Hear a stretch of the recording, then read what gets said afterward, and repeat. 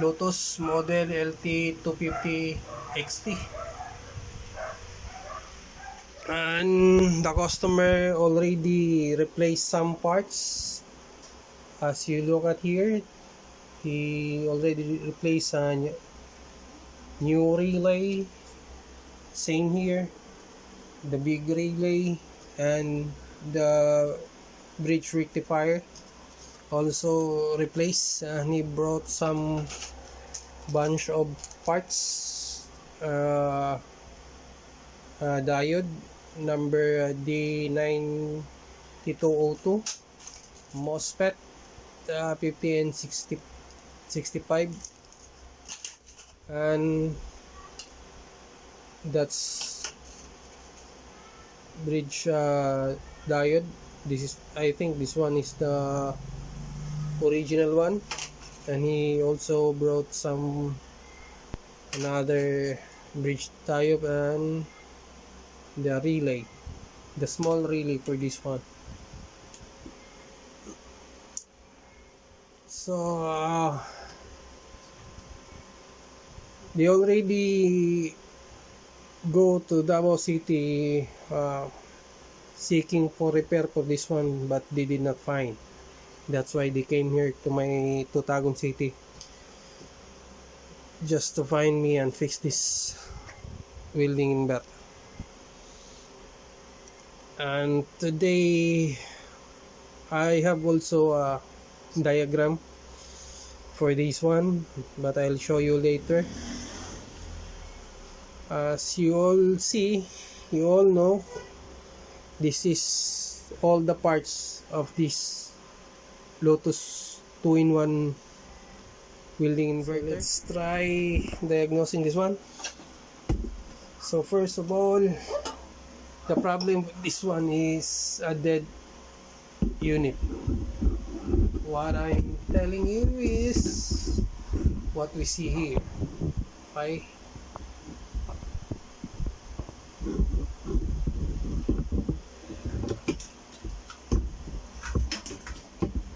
Let's try plug it. I think, okay, plug, and then on, and then watch the two display. If it is lights up, then the power supply good. If it's not, then we have some problem in the power supply. So here we go. So nothing, and our supply here is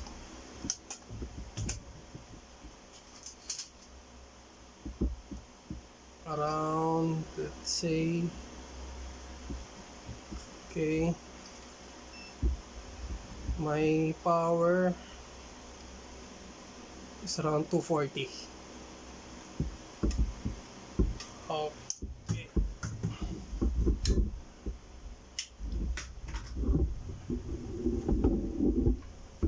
and then we go here. So first things first, just try the cord if it is passes our switches. So if you see here the beep, then it might good, you know. So let's see here,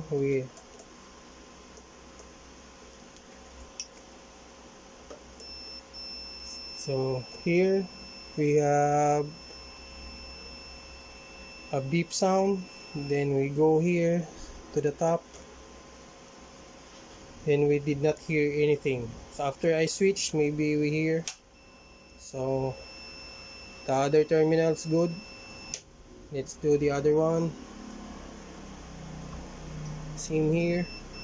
Then we have the other don't, and then we switch and we have. So the switch is good,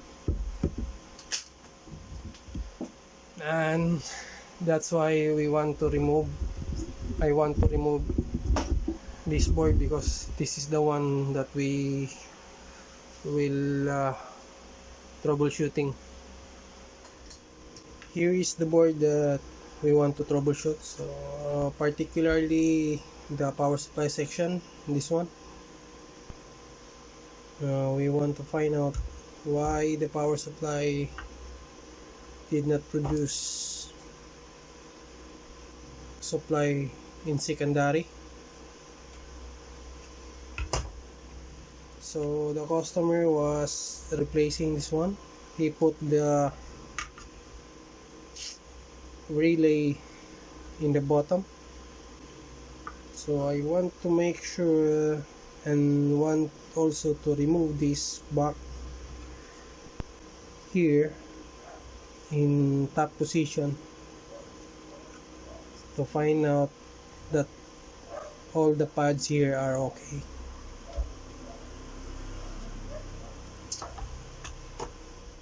And some other technician hard to find how to work this power supply properly. Some technician would not use this one. Instead, they will use another power supply board. Maybe it worked a couple of months. I don't know how long. As long as you will convert it, then it's not a proper way of repairing.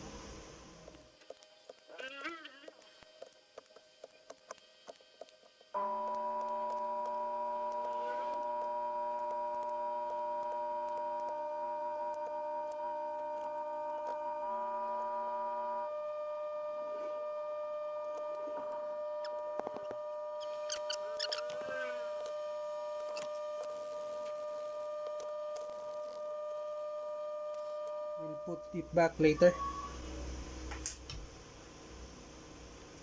And now let's find out what the cause of the power supply not producing power.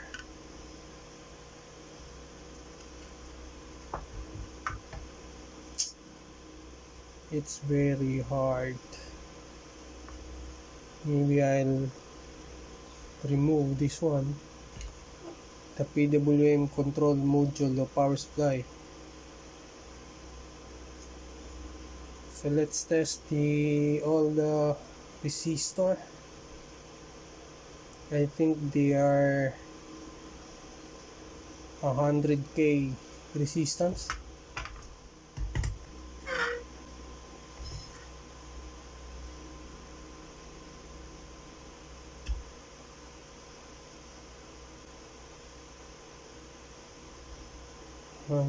Okay, other one.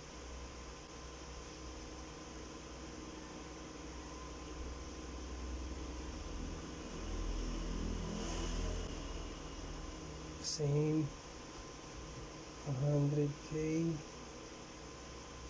150k, and the last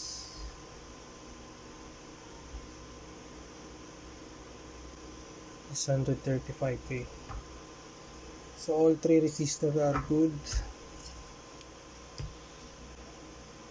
And the question, why does the power supply does not produce power? Maybe the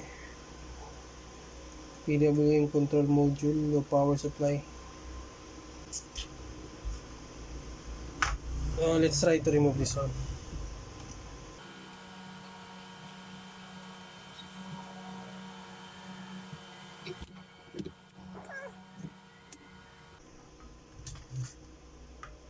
So I'll push it until I remove this one.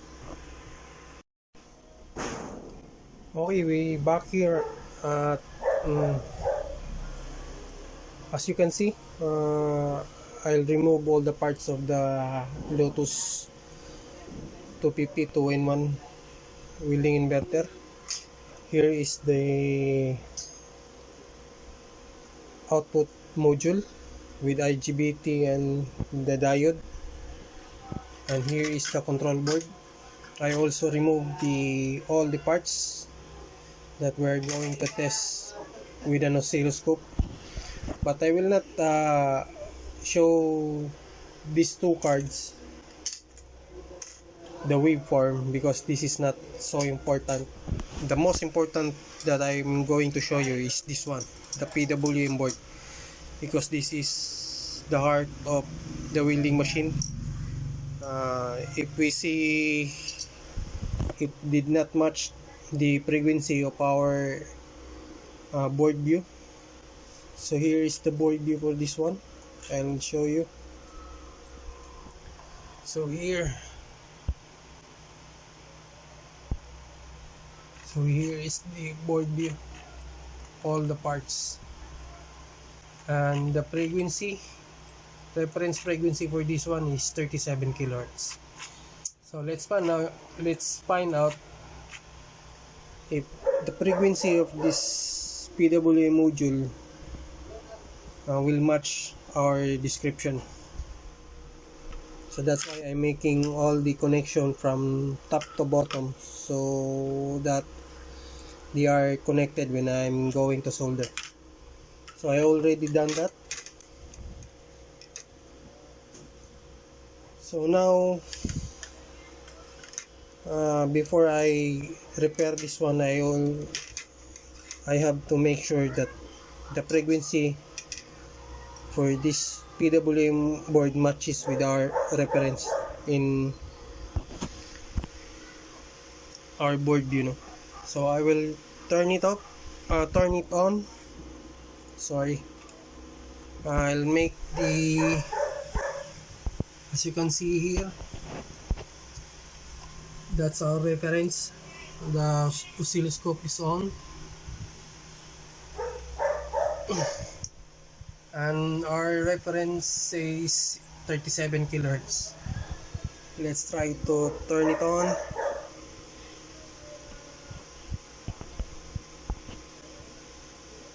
I'll turn the power supply on.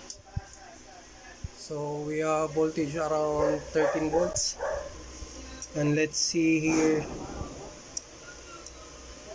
if our frequency, okay, it's not yet.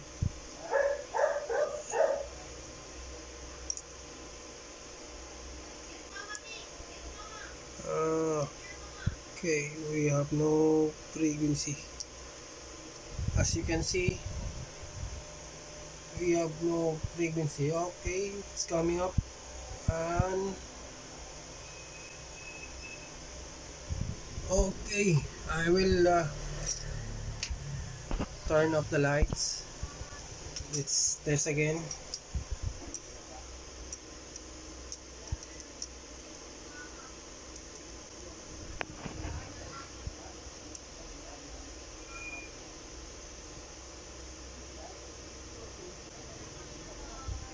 So here we have a waveform, and our frequency is 37.7, so it's good. Peak to peak 13.8 volts, duty cycle is 32.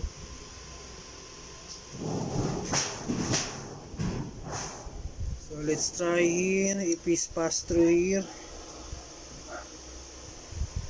See, the waveform is bigger. As you can see, same voltage. The output waveform is 13 volts. We have a voltage around 13.2. Peak to peak of around 13.2 also. Frequency 37.74, and now the duty cycle is 45. Other side, 40, same. Here also same, on the last pin also same. So we're good. PWM is good. So now I will put it back on here, and let's try to fix this one. And this is the PWM power supply control board. That's why I also remove this one, because it's so hard to repair when this one is connected here.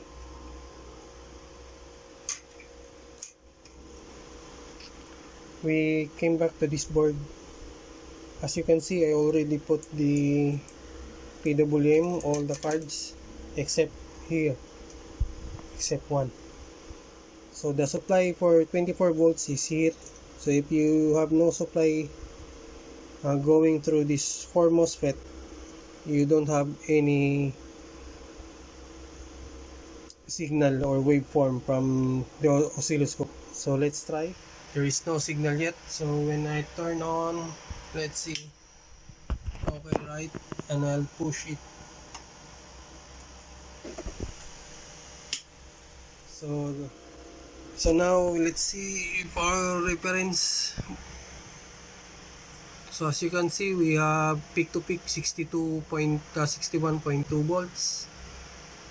Our voltage will 30.4 volts. Frequency as expected is 37.74 kilohertz. Duty cycle now is 50%.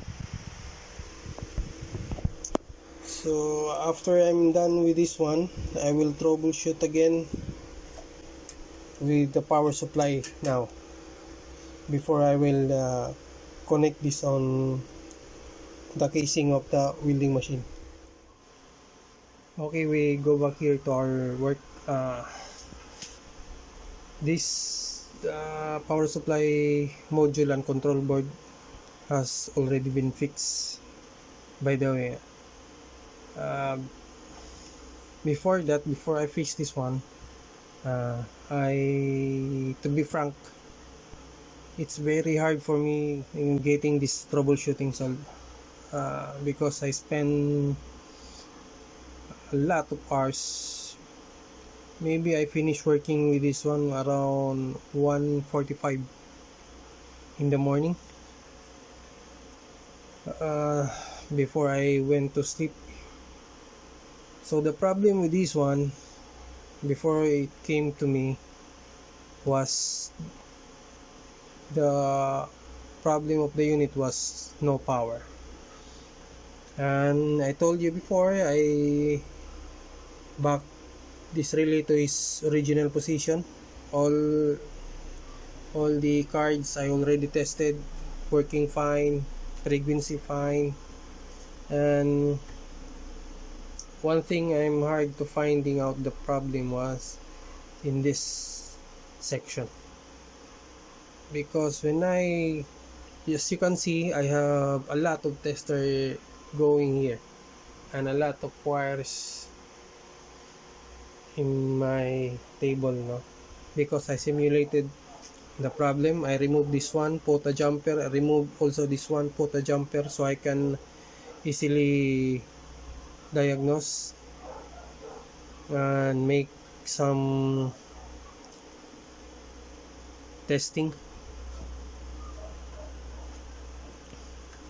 And I almost give up with this one, because in this section with this one and this one, the card, I merely replace with the new parts, but it doesn't power at all. I almost give up. And then I was thinking, because I simulated before that, I put a power here and measured a supply here in these two, passing these two resistors, the 2 watts, and the voltage coming from here was 330 volts. So after the two resistors with the resistance of 200k 100k each, so 200k, the voltage coming out here is only 7.5. so it's very large amount of voltage reduced. So when I simulated without using the resistor, I set my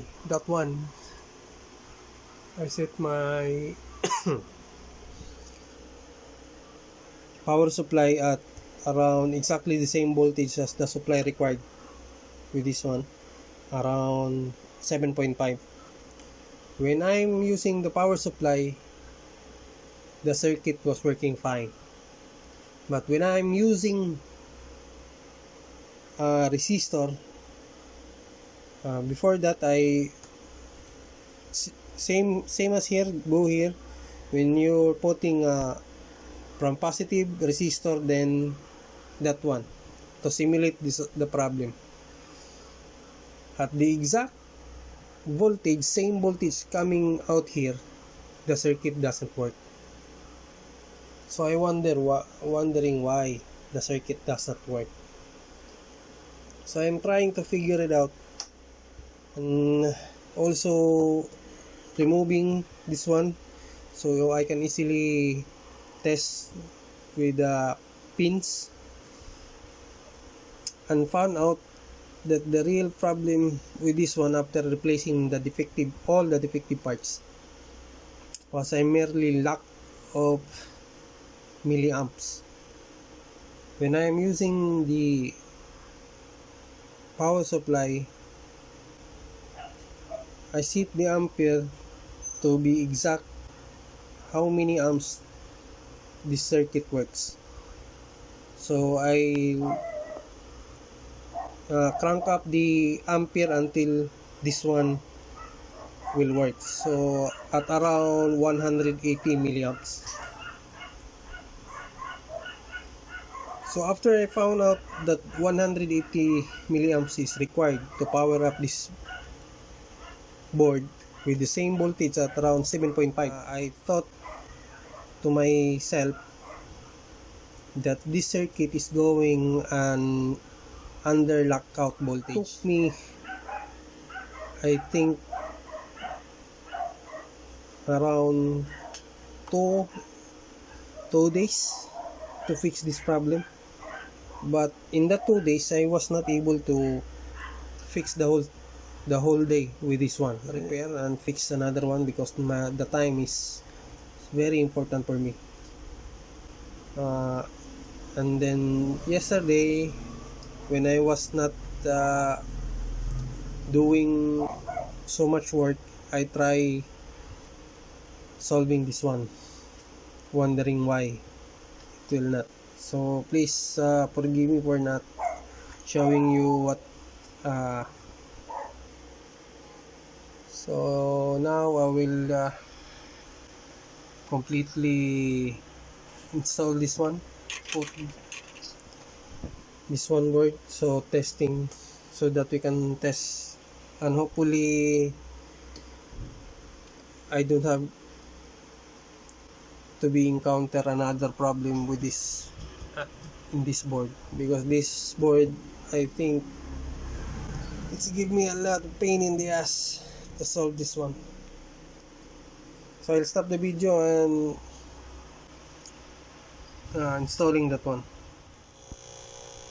So as you can see, we're outside testing for this one, and that is has not turned on yet. So let's try to turn on.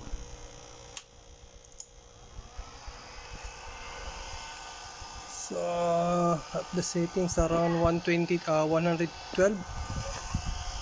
Let's try this one.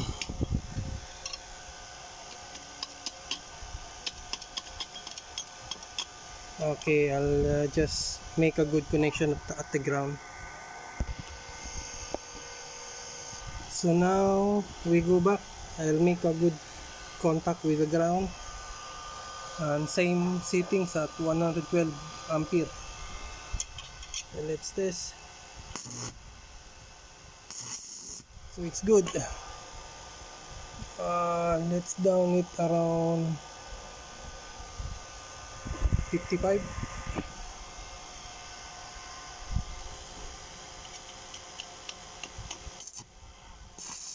And it has a good spark also. Down at the minimum, it's 14 ampere. So let's say around 34.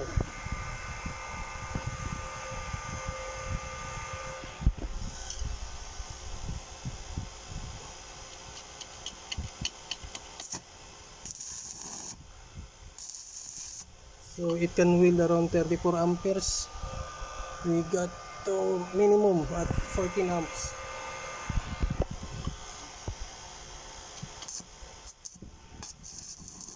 Oh, this is really good. It can wield around 40 amps. So let's try and wield around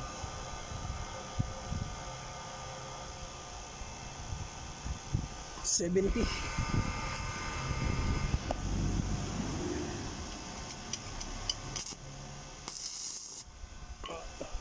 Let's wield.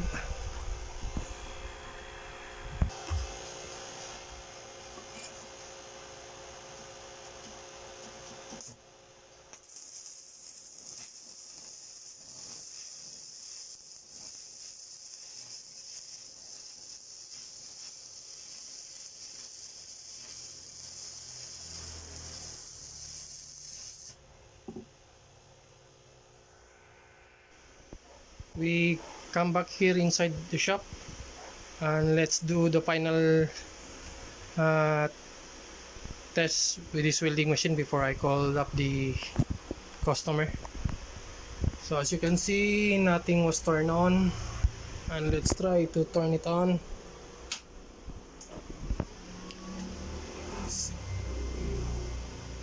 And do we have an output? We have a monitor tester here, and we have 55.7 volts, so that's good. No more intermittent. So it's finally been fixed. I'll turn it off. And last is for the, let's test the MIG if it is switching. Okay, it's good. Turn it off, and all the hard work for this one is being relieved. Thanks God, this one got repaired. So hopefully